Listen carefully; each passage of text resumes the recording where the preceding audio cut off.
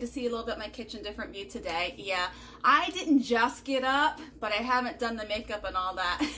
One of those mornings, right? I haven't had my coffee just yet. So I'm sharing with you my recipe for my healthy kick butt cup of coffee. And I had some questions last night, like what kind of coffee creamer do you use? And I was given the recipe, so I'm like, let me just do a live, and that way y'all can see actually how I make my coffee. Now, a lot of times I'm really busy, so I'll just make like a whole pot of coffee, put it in a mason glass jar, and put it in the fridge and take out. So you want, obviously you want some coffee, either the fresh brewed, or I'm just gonna actually reheat mine right here. You want some extra virgin coconut oil, okay? I actually got this off of Amazon. It was cheaper per ounce than any place else that I've seen. So it happened to be Carrington Farms. You want pure, unrefined, cold pressed, organic, extra virgin coconut oil. Okay, if you can't find it where you are, like we have Publix as our local grocery store, as long as it's organic coconut oil, progress over perfection, right? Little baby steps. Why do you want coconut oil? Anyone know? It's because coconut oil is a healthy fat, and it's full of what's called MCTs, medium chain triglycerides, which are not stored on the body as fat. It actually is used as an immediate source of energy. So your coconut oil with your MCT oil will actually give you energy, and it won't give you that high in your drop like sugar will do to you. Now, how I sweeten my coffee is I use organic raw honey. I happen to like the YS, that's the letter Y, letter S, organic Bee Farms honey. This is also, it's raw, it's not been processed at all. It's in its purest state possible. I happen to like the taste of this over any other honey. I've tried other honeys in the past, and it just didn't taste as good to me personally. But you do want organic, you do want unfiltered raw honey, because it has all of your nutritional benefits in it.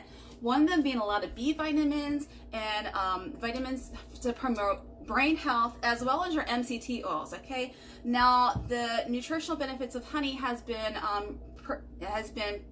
linked to improving overall brain health, basically preventing the dementia and memory loss. And then the third ingredient is just some ground cinnamon. Woo-hoo! You're gonna do a teaspoon of each. Now, because your coconut oil, because it's a healthy fat, mine's kind of a little melty because it's a little hot in here today. And it was hot. It was like heat index of 107 yesterday, so my AC was hard pressed to keep up. So my coconut will actually melt a little bit. When it's cold, it'll be in a solid state. When it's warm, it'll be in a more melted state. And that's how your coconut will roll. I'm just going to heat up my coffee real quick. I just throw it in the microwave for about a minute. Or you can do it freshly brewed. To save me time during the week, I just make like a full pot. And then I put it in, like I said, in the mason glass jars, and it'll last, and I just pull out and reheat in the morning. There are different variations for like your bulletproof coffee. Some people add in like a teaspoon or more of like your grass-fed butter. I personally, and it makes it like a thicker kind of consistency. I've done that. That's not my preference. My preference is what I'm doing right now. I just like the taste better.